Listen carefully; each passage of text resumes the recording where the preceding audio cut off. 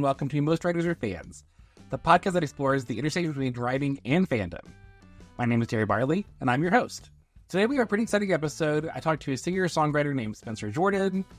We had a really great time. I listened to his songs a lot during my book tour, and this sort of kept me going. They were super relatable, and I enjoyed having something that I could sort of connect to that was sort of new and fresh for me. I really hadn't delved into his discography until the tour, and this really sort of brought me around to where it was part of my musical identity. So it was very cool to get to talk to him and talk about how impactful his songs were for me. And we talked a lot about working in a creative community and working together, and also building what you do and putting how much of yourself into what you do, how much of yourself should you put into what you do, all of that kind of stuff. It was a good conversation.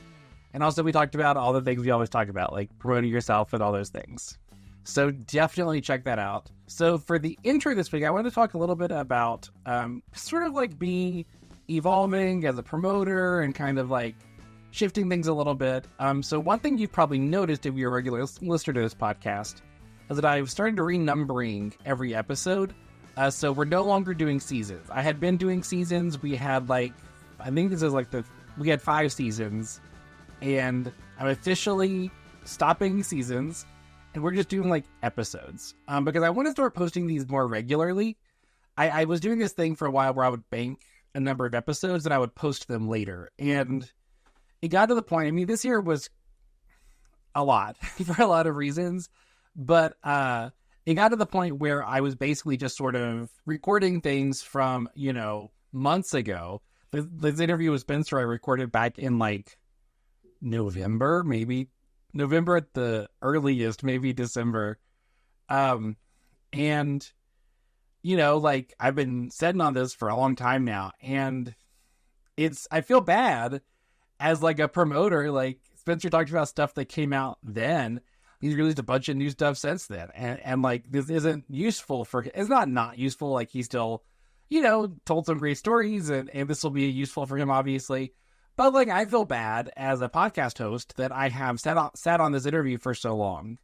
And I want to sort of start releasing this stuff more regularly. And I think that it's beneficial to me as a writer, just to give full disclosure, in that putting things out more regularly, with more consistency, will theoretically be more beneficial to the podcast. And also it'll be more beneficial to you, the listener, because if you enjoy this podcast, getting episodes more regularly will be better for you than getting them getting a large chunk every few months or whatever. So I'm shifting into I'm not going to do every week, because one thing I've learned with promotion is don't overcommit, don't oversell. I'm going to be doing a new episode every other week. And there's going to be other content out and about. So this isn't going to be the only thing I do. I'm still doing the D&D live stream, Halia Harriers on Enchanting Sorcery Productions. We do that on Twitch. I'll put a link in the show notes for this. I play a half-elf wizard thief guy. He's trying to be a leader. It's a good time. But it kind of gives, I like it because I think it gives you guys some insight into character building and how I sort of make decisions. Because I feel a lot of how I write characters is not all that dissimilar to how I play characters whenever I play a game like D&D. So check that out. That'll also be every other week. I'm also going to be releasing a cooking series. I don't think I've talked about it on this podcast yet, but I've done a couple on TikTok, but I'm going to start getting back into the habit of releasing them. Again, this year's been a lot. I've not been as consistent as I'd like to be. But I've been doing this cooking series called the Terrytarian Project, which is a series where I cook out of the Critical Role cookbook, Exquisite Exandria. I'm a big Critical Role fan, and I feel there's a lot of overlap in the things that I do, the things that Critical Role does. If you're a Critical Role viewer, you would very likely enjoy a lot of the books that I write. The kind of things that I write, you would probably enjoy if you enjoy Critical Role. So that's part of the strategy there. But also I just think it's fun. I enjoy having an excuse to cook more regularly. And, it's a cool chance for me as a Critical Role fan to kind of go back and visit these moments in the show that I, had a lot of fun with. So those roles have been coming out. I've been doing it to TikTok exclusively. I'm going to start spreading that out, spreading the love a little bit. to YouTube, TikTok, and Instagram Reels. So, check me out there. And also this podcast, you may or may not have noticed this. If you're watching this on YouTube, you have noticed this. But I've started releasing these as videos as well as a podcast. So you want to see my face, see the faces of my guests, you're more than welcome to do that. It is on YouTube and also on Spotify. Spotify also has video podcasts. So you can check us out there. Either place is fine with me. And both of those are just under the podcast name. Most writers are fans. Also, you can leave comments. You can't really leave comments on like Spotify podcasts, but you can on YouTube, which will give me some sense of what you guys like and what you don't. So just go over there and give me some comments just to kind of give me a sense of if you enjoyed this content and what you liked about it. So I know what guests you'd like to see and what guests you'd like to see more or less of, or maybe invite somebody back. Maybe you'd love to see somebody come back. I'd be happy to invite someone to come back. I've only done that once, so having another like double second time guest would be very cool. But yeah, so as I say a lot on this show, promotion as an independent creative is sort of an ongoing journey. There's never like one answer of what you should do. It's always sort of evolving. And like I have said many, many times, the most important thing is to do something that you can do consistently. Do something that you enjoy doing and do something that doesn't feel like work. Because the more it feels like work, the less likely you are to do it. So this podcast doesn't really feel like work for me. I love doing it. I love talking to other people. And cooking food that I like doesn't feel like work. So these feel like wins. Playing D&D does not feel like work. So these all feel like things that I will enjoy doing and will likely be able to do more consistently. And will sort of like pave the way for me to do promotion in a way that feels more natural. And isn't just me kind of like making videos for the sake of making videos, which I don't love doing. So that's where I'm at. So, like, I'd love to hear what you guys are doing. Like, if you're also indie creatives, how have you been promoting yourselves? How have you sort of like devised your strategies? What do those look like? Let me know. I'd love to hear about it. And this will probably be coming out right before I'm going to be in DC for Lavender Con. I'm very excited for Lavender Con. It's this queer book convention with lots of queer authors. And it'll be a cool chance for me to sort of like meet and interact with other people that are doing the things that I do. And I love the idea of kind of like having this venue for people that want to sort of like specifically see the things that all of us do in one place. So that's going to be in Washington, D.C. on June 29th and 30th. So check us out. Just search for Lavender Con. I don't know all the specifics. I mean, I know, but I don't. Off the top of my head, I don't know. So check us out. I'm going to be doing a panel with Britt Lambert, who was actually a previous guest on this show, and another author that I don't know yet. I'd love to sort of maybe have him on the podcast. Maybe after we do the panel, we can meet and then have a new connection. But we're going to be talking about world building, which, as you guys know if you listen to this podcast, I'm not the biggest fan of world building, like sort of like I sit down and write a third person like log of a world that you're building. Like, how does the magic work? How does the, what is the culture? What's the religion? So I think I'm but I actually am sort of excited about this panel because how I tend to do world building is more from a character driven perspective. Because whenever I wrote all those short stories, I spent a lot of time thinking about like, oh, so then if this character is doing this, then what is, what do they work? What is their job? What sort of things do they do? And it's been a way for me to sort of like world build various locales in the world, but then also like a lot of cultural elements for various like, species, things like that, different cultures in the world of Gelvin. And it's been a cool way for me to kind of like world build in a way that works for me. So I'm sort of excited about this panel because I'll get to talk about something that's a bit unconventional for me, but I really love that I'll have the chance to talk about that because I think that it's likely that I'm not the only person that struggles with kind of like sitting down and just kind of like planning out a world.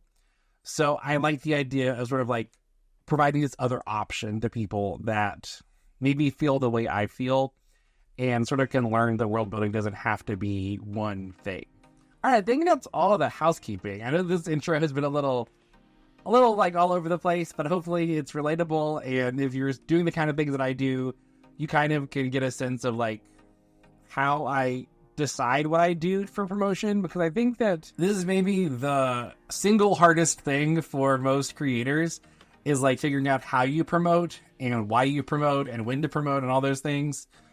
So hopefully giving you guys a bit of the like backdoor information of like what I do and why I do it and how I kind of like settle on the things that I'm doing might be helpful for you to kind of like plan out your own promotional strategy. But that's it for the intro. I'm going to let you guys check out this conversation with Spencer Jordan because, again, it was a great conversation and I really enjoyed talking to him. So check that out. We'll be right back. Welcome back to Mr. Writers and Fans. I'm joined now with Spencer Jordan, who's a very talented singer-songwriter that got me through much of my book tour. So, Spencer, thanks so much for joining me. So nice. I'm so happy to be here. Thank you so much for having me. Yeah, so I always like to tell the guests where I know people from, if I know them from, because a ton of times I have no idea who these people are whenever I invite them, and I'm just like hoping that they'll be like a fun interview. But for you, so first of all, I've been listening to you for longer than I realized. So you popped up as a Spotify recommendation like a year ago. When did it come out? Like a year or two ago? You know, it came out probably about a year and a half ago now. Maybe probably just two. Yeah. That's probably when I found it. And then, you know, when I listened to it, I was like, this is so cool that there's a like sports anthem with an interesting nuanced take on relationships. Such a cool thing for like this interesting, probably straight musician to write. You would think. And then later on, whenever Boy and My Phone came out, I was like, oh, wow, this is such a cool song that really connects with me as a queer person on a really specific level. And then it wasn't until way later, like maybe whenever This Guy Is Green came out, that I was like, I think these are the same person. Yeah. Yeah. So, but I will say, you feel inspirational to me because whenever I feel like I'm deep into my Boy and My Phone era, it's so inspirational to see somebody that has been there to be in their Sky Is Green era. Yes, I am very much in my Sky Is Green era on an emotional level. The thing, maybe it's the blessing or the curse of a songwriter, is we are existing in all of our eras simultaneously because we have to, or else we run out of things to write about. So yeah, I totally get that. How'd you get into songwriting and music and all that stuff? Like, what sort of pulled you into this initially? Great question. There's no one answer. It's just a bunch of like amalgamating things. My parents were gigantic music fans, and I was raised on the Eagles, which is where my love of harmony comes from. Jack Johnson, John Mayer, the Indigo Girls, all artists like that. Very like adult contemporary. Gavin DeGraw, Sarah Bareilles were always played in my house, and my parents were also very involved in the church. And for a while, were on the praise team. Well, what I now realize are probably like my formative years at our church, and they had like a very modern like church music for the time, like the late 90s and the early 2000s. And I was like 3 years old sitting in the pews, just like taking it all in. And I wanted to sing, but I could none of the keys ever worked, so I learned harmonies. And then so I just had music coming at me from all places. And then I started writing in high school, mostly just because I had a lot of thoughts. And I'd listened to enough songs where I was like, maybe I could do this. And of course, you know, the first couple tries were clunky and a little bit too on the nose. And your first songs are never your best songs, unless you're like a 16-year-old TikToker nowadays. But I was mostly did it. I learned guitar first. I learned classical, and then I started realizing like I don't really have much of an interest in doing this so much as I have an interest in like doing what Jason Mraz is doing what John Mayer is doing. And so I kind of pivoted a little bit. My guitar teacher became YouTube, and I just started learning covers. And then I started writing a little bit more, once again, clunky high school songs. And then in college, I started getting way more into it. I started a band. I played cover gigs every single Friday at the local bar. And then I moved to Nashville after college, thinking that I was going to go be a real person. Right before I moved to Nashville. And then Nashville taught me how to actually write a song. I got into rooms every single day, writing with different people. A lot of it was country because I didn't really know how to like negotiate that and figure out what rooms I should be in and where I should be investing my time. And sometimes you just got to pay your dues. And I would go to these writers' rounds, basically every night for a year and a half or 2 years, and just meet new people and listen to how other people wrote songs and hear something. I like the way you did that. I'm going to do that for myself. And I just kept building more and more friendships to where I now had a group of people that I respected and made music with. And half of those people I don't talk to anymore. Like, it's just kind of like how Nashville works, how LA works, where you start out with people and some of you move and go be accountants, and some of you never really get out of this first phase, and you just keep going to where like the music is growing with you and with your friends. And so that's kind of how I started. I love music. I've been doing it for a hot minute now, and woo, I think that's my answer. Yeah. Yeah, it sounds like songwriting, if you wanted to be a solo musician, was basically what you had to do to be successful, because Oh yeah.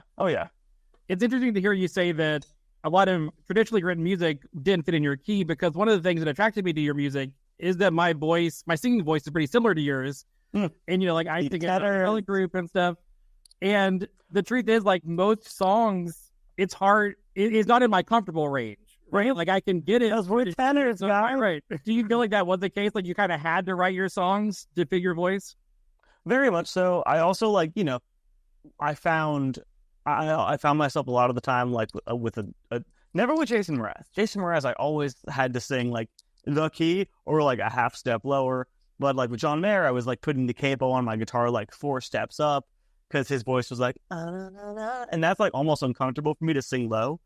I was also in an a cappella group in college, by the way. So no Southern accent at the University of Florida. That was fun. Only for 2 years, but it was a good 2 years.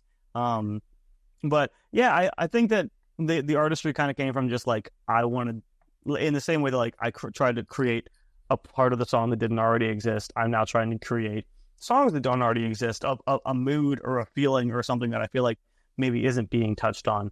I also do sing songs about things that have been touched on 1,000 times. That's just the nature of it.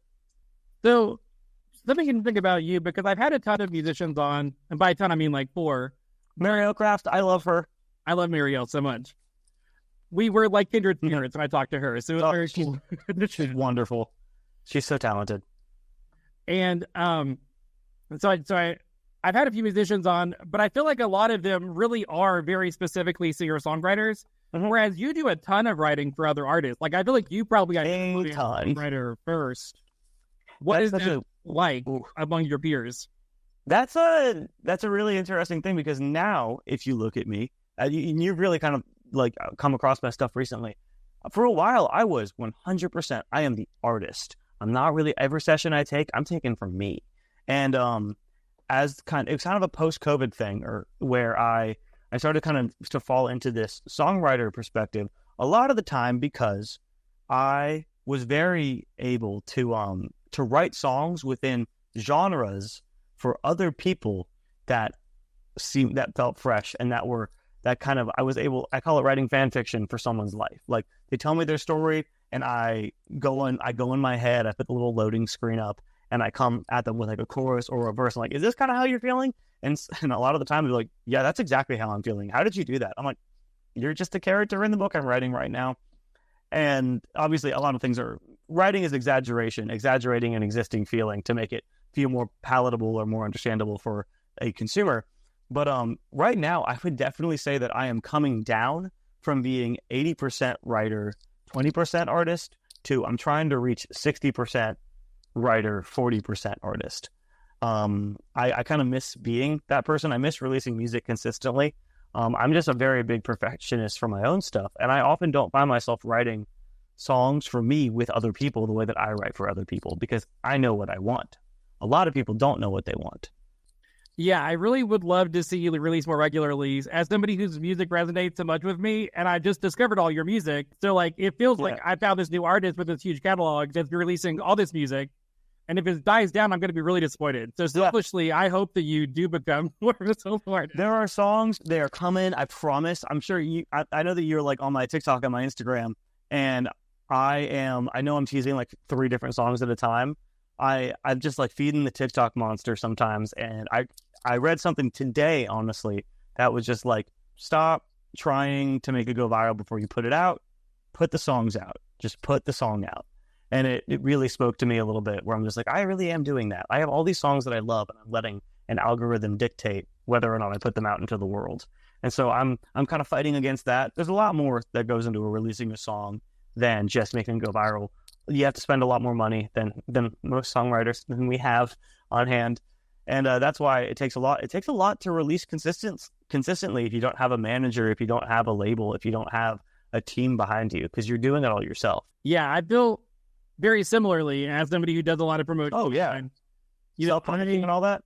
Right, yeah. So I released my book a couple weeks ago, but I've been promoting it for the past, 6 months. Uh-huh. So, I've been doing a lot of, this book is coming out soon. Could you please pre-order it so that I can, but I couldn't even see pre-orders because of the way that the self-publishing system is structured. So, I had no idea if anything I was doing was productive. They have no game.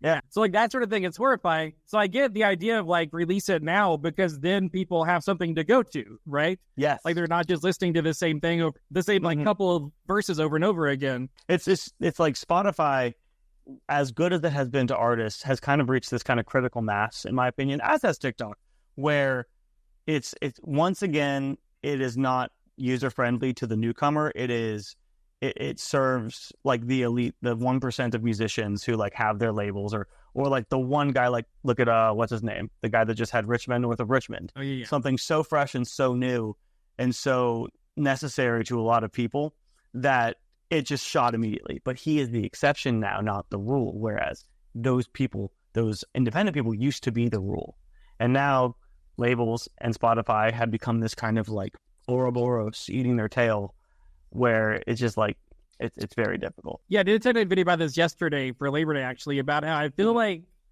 for a lot of creatives, it's so easy to publish things, but it is so hard to make a living doing it. Oh, amen. We're not doing that for the living. Yeah. It feels like every corporation wants to give us the opportunity, but then they want to milk as much money from us as they can. Yeah. Even Spotify has discovery mode now, which is basically them saying, hey, we're not paying you enough. How about we're not paying you enough, and we're also what's it called? And we are also not promoting your songs at all if you're not on the label. What if we take 30% more of the money we're not paying you, and we do our job, what we're actually supposed to be doing, and putting your music out there to people who could like it? And it's just and we're all just suckers, man. We're like little baby narcissists, and we just want our songs to be heard, and we're desperate because the ways to get it done, there's only so many spots, and it's hard. Hey, me too. So I published through a few different companies. Ingram Spark is the main one. That's the one you get in bookstores with. And I get about $1 per book for Ingram Spark.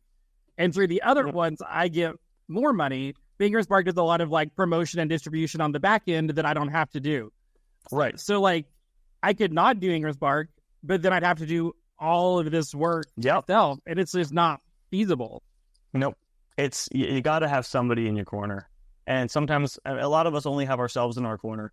And then when those people succeed, then you're just oh, thank God they deserved it. But, yeah, it's the point of growth is to be able to do well enough that you can start putting those things that you're not good at onto other people who are good at it and whose job it is to do that and who believe in your project. Yeah, the thing that I relate to a lot is you've been very open in your comments and stuff about how, you don't have a ton of money because that's what it is, right?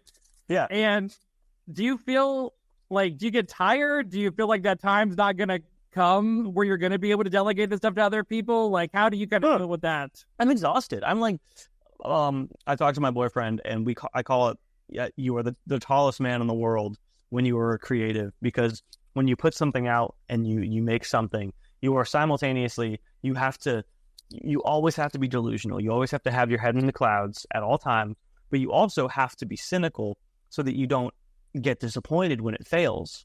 And so your feet are on the ground, your head are in the clouds, and you are just stretching yourself so thin, trying to be both a dreamer and a cynic at the same time, so that you can manifest, but also so you don't get let down every time, with every video that doesn't go viral, that doesn't even remotely break 1,000 views.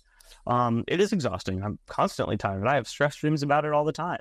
But I am thankful because I was picked up by a publishing label to write songs for artists. So I do get what I call an intro to accounting salary. Maybe barely even that. Accountants make a lot of really good money. But I am very lucky to be able to make a living and pay my rent off of music right now. But my artist stuff is not even a fraction of that living. Like that's a money suck. That's a tax write-off right there. Yeah, and it's just such a hard game to play, right? Because, I'm a teacher full-time. So, like, I get a teacher salary, which I know people complain about teacher salaries all the time, but I worked part-time jobs for 8 years. So, like, having a regular income is, like, nice. Right. So I feel similarly to you, I think. But then at the same time, like, how much of that money can you then allocate to your art? Because you can't do this without paying for, like, I'm sure you pay for tons of, like, production and those kinds of things. Oh, I pay for editors and cover artists, all that kind of stuff. Producers, a lot of people don't understand how the music industry works, and that is why they get so frustrated with artists and their release schedules. And I think that the music industry tries to keep it a mystical, magical place where, like, anyone, like, most people that you talk to think the music industry is American Idol and The Voice. And you get worldwide famous and everything's good. It's a very weird thing because we are we're not a very, what's the word, translucent? We're not a very, like, there's a word there and I'm forgetting it right now. Transparent. We're not a very transparent industry. We want to look pretty. We want to look like no one's trying. But behind the scenes, the producers cost upwards of $1,000 to help make your song.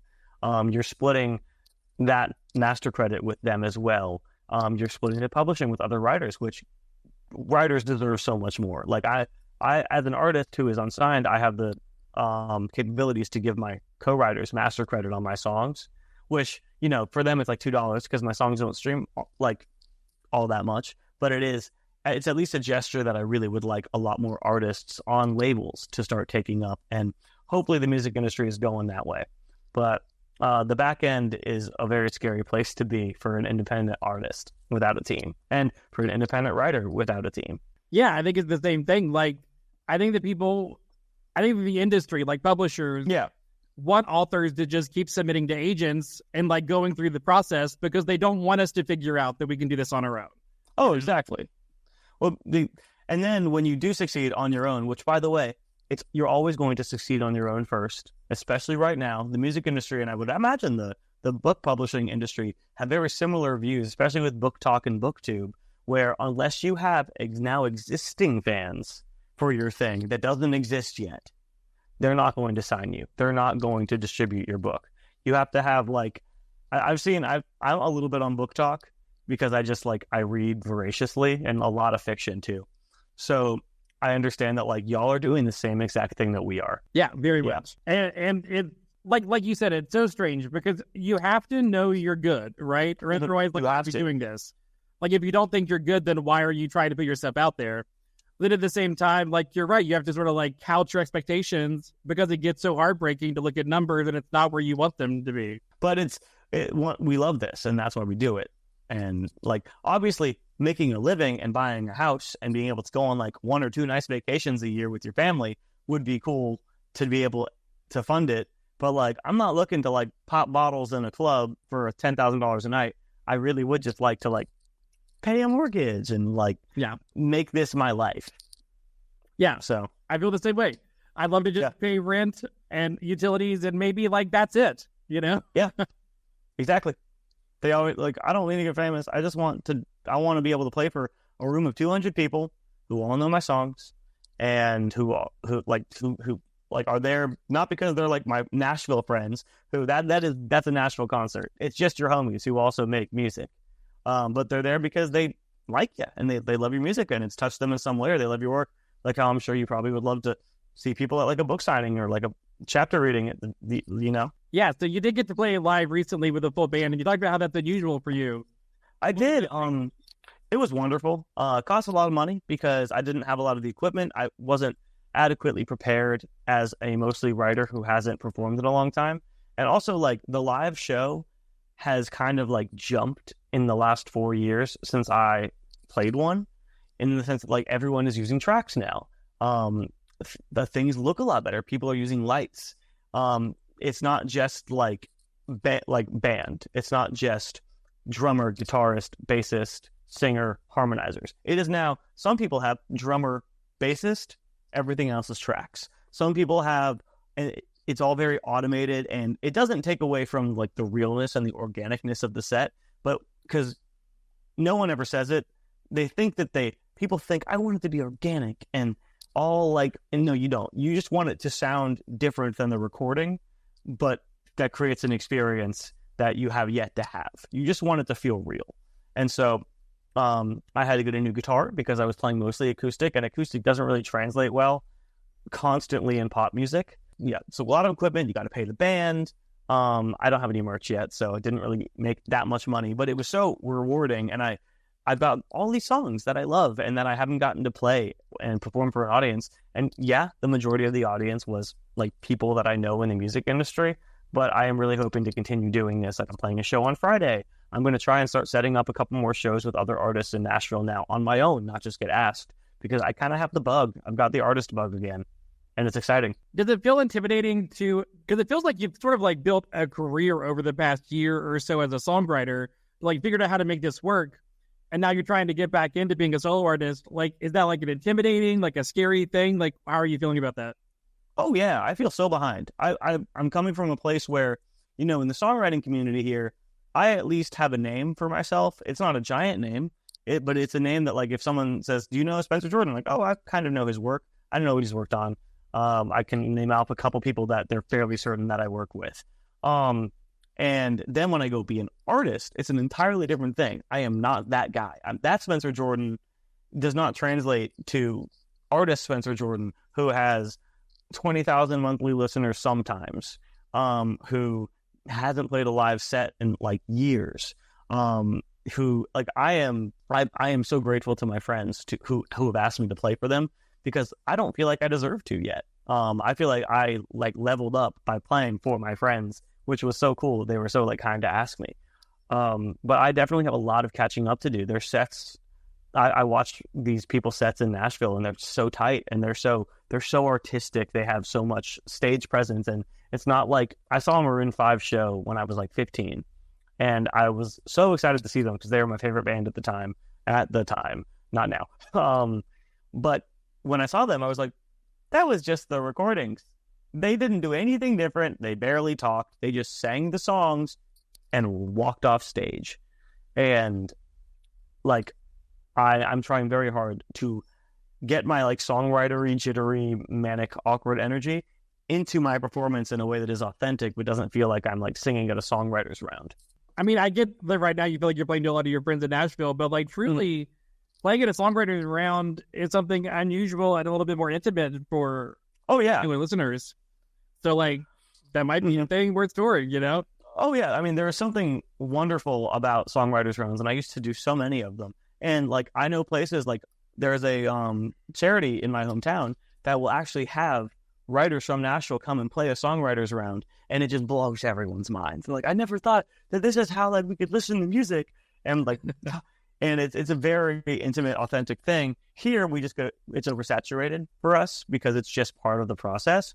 But I think that as going forward, as I get longer sets, as I get more songs under my belt, I would love to have a middle section of my set of 3 or 4 songs where I just sit on a stool and play a mixture of my favorite acoustic songs that I have, or a couple songs that I've actually written for other people that I feel very connected to, that I put a lot of work into. Yeah, love that. Those are all my favorite part of any show I go to. Yeah, so the acoustic part, the part where they're talking directly to you, and it's just, we're like, hey guys, band's gonna walk off stage for a second. I'm just gonna sing you some little songs I made up. All right. Well, I think this is a good place to take a break. Whenever we come back, we're going to be chatting about writing romantic relationships in fiction and in songs, and how we sort of incorporate our own life experience into the things we do. For sure. Let's go. Welcome back to Mr. Writers or Fans. I'm joined once again by Spencer Jordan, and we are talking about writing romantic relationships into things that we do. So, Spencer, you do a ton of writing, every different layer of romantic relationships I've captured. Mm-hmm. How do you feel I'll just let you decide to go. What do you think about? How do you feel about it? Okay, so there's a couple types of relationships I write about there, and some of them are fewer and further between. The easiest one that I find to write about is the also, to me, the least realistic relationship, which is the one you hear about in a lot of pop music, the hate you, love you relationship. Also the one you hear a lot about in fiction, which I'm sure, I read a lot of YA, just for fun. And so the hate you, love you, the enemies to lovers, the two people who are brought together in the first chapter with completely opposing views that like get insta love and immediately, but like it's a very tumultuous thing. That is the relationship that I am most akin to writing with for other artists, like the pop punk, the "you're so toxic but I love you," like the all of that kind of stuff. It's a very easy thing for me to write about. Not that I have too much experience in it, but I think everyone kind of understands like the animal draw of somebody that you like have strong feelings for, but you don't necessarily know if those strong feelings are positive or negative. I just completely stole that from Annabeth Chase, Percy Jackson. But and then so that's one that I'm very well versed in writing, and sometimes I write it for myself because obviously I've been in relationships, and I've had people that I'm like, I don't like you all that much, but like let's see what happens. And then there is the my favorite but the most difficult to write about is the stable relationship, the problems within a relationship that so many songs are like, this is over because you did this, but when you're in a 2.5, 3 year, like 20-year relationship, and you write about your partner making you feel a certain way, or you getting in a fight, or trust issues that do have to get resolved at the end of the night and at the end of the song, then that's a harder place to be. It's like almost writing domestic relationships. And in fiction, I've noticed a lot of time, and in TV shows, I noticed that like they never let a couple stay together, and then like if they get together in season 1, they're broken up for the first half of season 2. Because it's uninteresting. But it is so very interesting to watch a relationship be like a relationship and work through those things. It's easier to write about the toxic back and forth, the will they, won't they. So I find for my own artist stuff, I find myself writing a lot from a place of like, I will go back to like say first love, the first person I ever fell in love with that I was never in a true relationship with. That's where all my sad, angry songs come from. And I pull a lot of that, and I'll pull details from yesterday, and I will put them on a 9-year ago emotion, and like I will create this amalgam of things. But a lot of like the sky is green. That is about a healthy relationship where you're just straight up in love. And I feel like I'm rambling a little bit. So why don't you steer me back ashore for a second? So, no, I think you make a good point. And I'm curious, like, what that's like to write about something from 9 years ago. Like, do you feel like you're dragging it out? Does it feel like you have to, like, dig up harmful emotions? Or do you feel like you just kind of done it so much now that it's just, like, second nature? That's a really great question. Thankfully and not thankfully, I never really got closure for that situation. And a lot of times you have to create your own closure. And I also like a lot of songwriters, this is a thing that we do where we don't always feel the things anymore. It's more like reading it on a page as if someone else felt it, and then turning that into something that someone else gets to hear and feel that emotion. Like I'm analyzing everything to the point where I don't feel it anymore. I just know it happened and can write pretty words about it. I'm rarely writing about something that I am deeply passionate or emotional about in the moment. Usually it takes me a couple years to really digest that and metabolize that into something that looks more like a linear story that I can turn it towards the rhyme. That's interesting to hear you say that, because I feel like it's different in fiction. Like, I feel like I have to put myself in the characters' situations and kind of like live it emotionally as I write it, but to make it feel authentic. Yeah, that's so true. And I'm reading a series right now called The Expanse, and it's on Amazon. I love the book series. I actually watched the show before I read the books, and it's my favorite thing about it is that there is an ongoing romantic relationship between two of the main characters from the first book. And you would think that in a 9-book series, they would break the characters up to like add drama. But instead, it tackles so many different things about being in a long-term loving relationship that are much more real problems to most people than like the will they, won't they, toxic stuff. I love that. So it's kind of like, it's validating for me as the person I am to be able to like write about real things that aren't just those kind of like poppy sentiments. But yeah, I don't have to exist in a sad, angsty space to write a sad, angsty song, especially not for someone else. Yeah, talk a little bit about that, just because I think it's interesting. Because like whenever I write stuff. Like I pull from my own experience, but then I also like pull from media and like friends and things like that.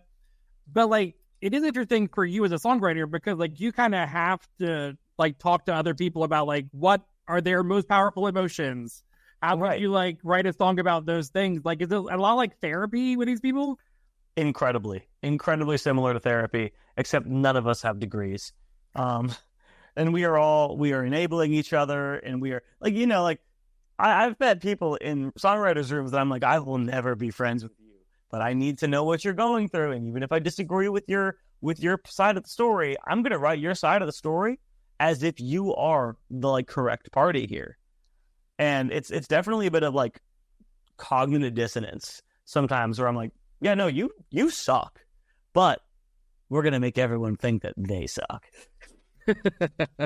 Yeah. Love that. Yeah. I mean, that's just interesting to think about because, like whenever I write, like I really do have to kind of like I said, I have to put myself in the heads of that character. Yeah. And I guess when you're writing with other people, like they have to be in their head, but you don't have to be there, right? Oh, exactly. You have to give them the words to communicate the things that they're talking about.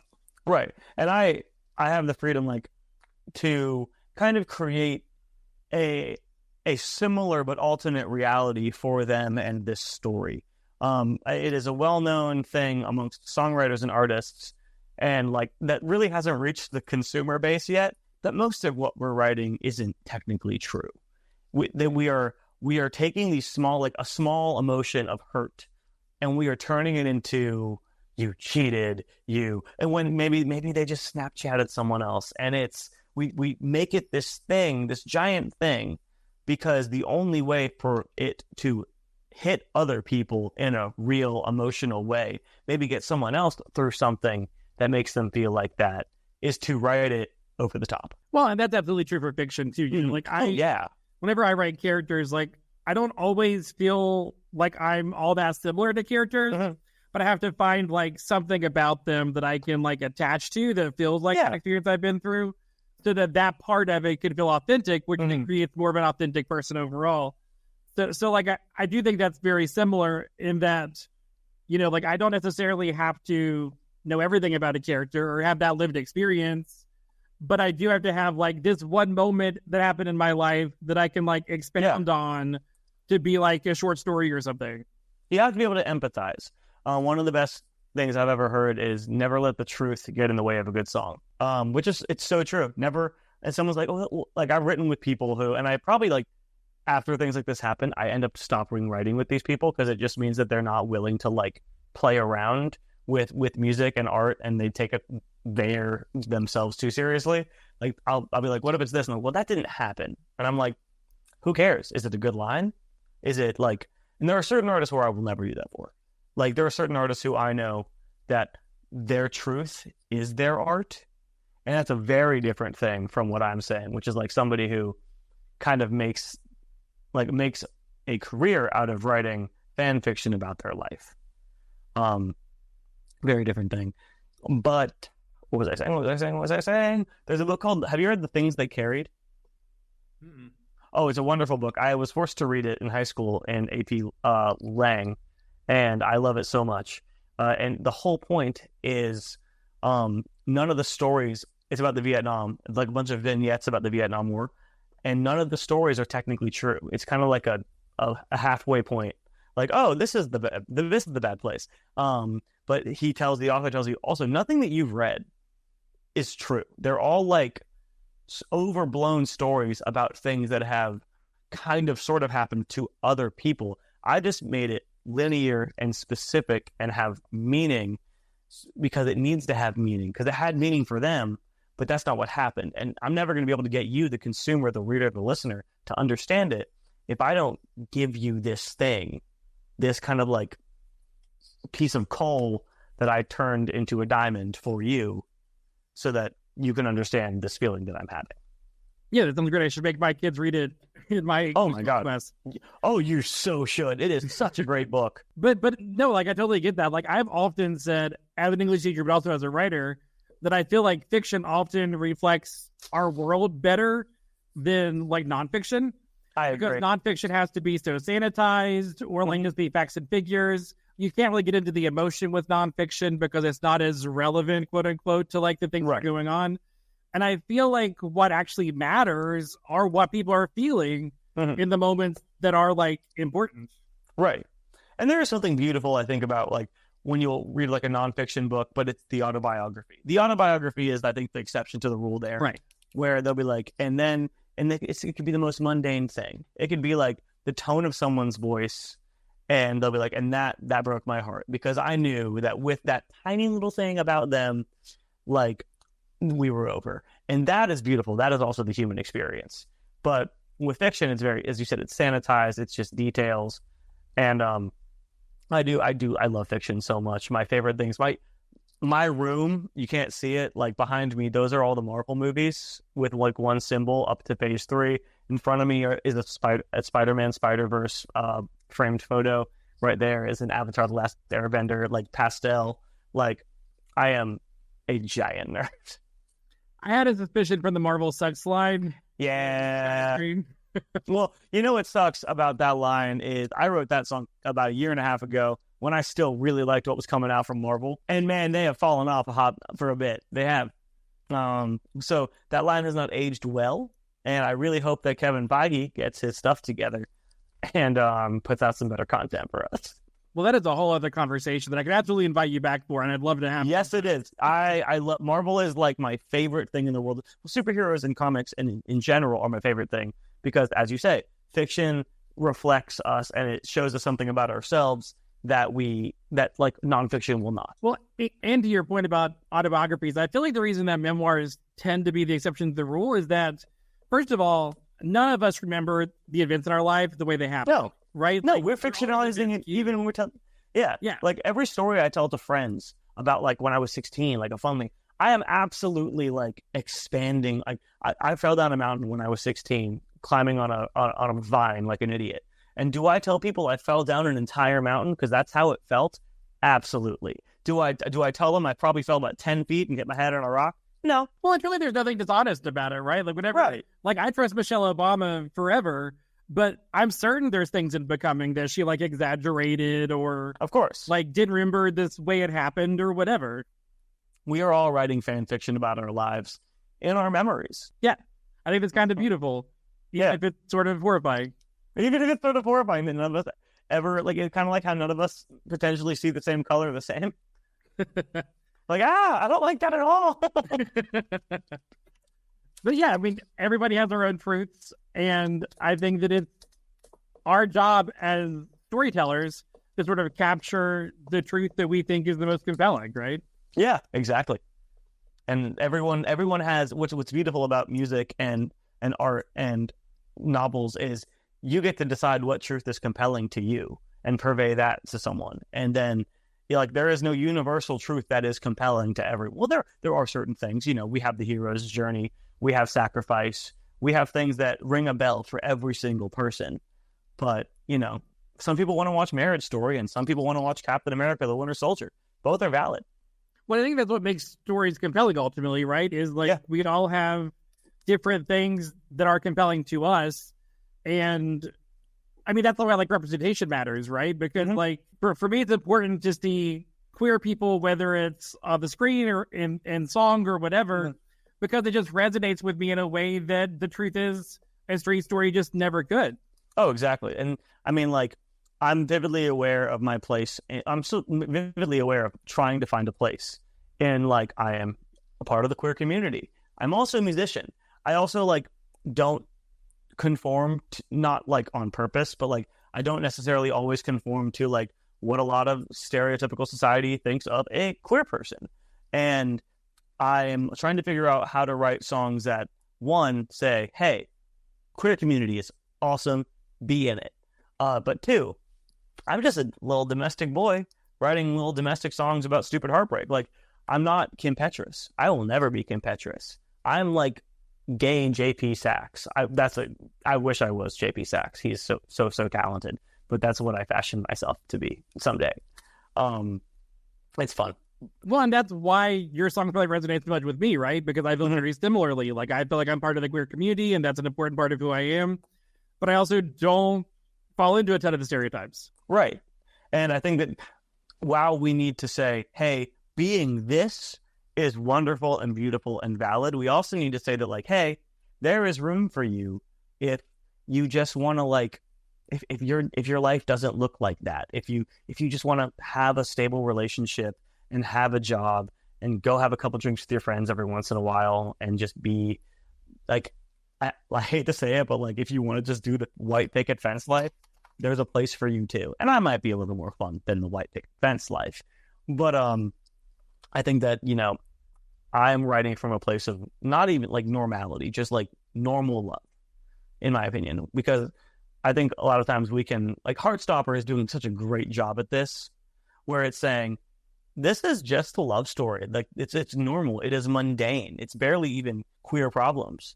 It's just relationship problems, normal kid problems. And that's kind of who I see myself, as a normal guy through a queer lens. Yeah, and the thing that I try to keep in mind in what I do, and this may be more challenging for you as a songwriter, but what I try to do is I make sure that my story is told, right? Like, my perspective of, like, a pretty, like, freewheeling, living life person, but then I also try to represent, like, the other side of it too, right? Like, I want to make sure that those people feel as seen as I feel through my work. Exactly. It's a weird, also, like, to say that, like, oh, I feel like it's my job to, like, represent the, no, it's not. I'm like, not that important, and I'm not that special. And so the best thing that I can do is to just write songs about my experience and hope that somebody latches onto it. Like, some of my songs are super gay. Some of my songs are super normal. Like, super, like, more, not heteronormative. Yeah, normal is a stupid word. I keep using it, but it's a stupid word. Heteronormative, accessible to all things. The Boy in My Phone, I think, is the closest to an, like a totally queer song that I also think could be accessible to, like, general listeners. And then, I mean, 16 in Love is a story about being gay. That is not for every listener. Even the song structure itself, even just the acoustic kind of sweet thing, a lot of people just generally don't really vibe with that kind of song. And it's not their fault. It's just not what they like. But I made that song for people who would like it. I made Boy in My Phone for people who would like it. And that's kind of it. I'm not trying to, like, I also made it for me. That's the most important part. Well, and I think the truth is, because I talked about Mariella with this, like, I think that there are things that once you know somebody who is who they are and it vibes with who you are, exactly, all the other songs start to connect different, right? Mm-hmm. Oh, yeah. Like, I feel like if you listen to 16 in Love and Boy in My Phone first, you're going to have a very different opinion, like, or at least viewpoint of the rest of my songs going forward. If you hear them last, it's more like yeah, didn't know that, like you. Yeah, I mean, like, so just to give you a bit of perspective on, again, like, my experience with your music.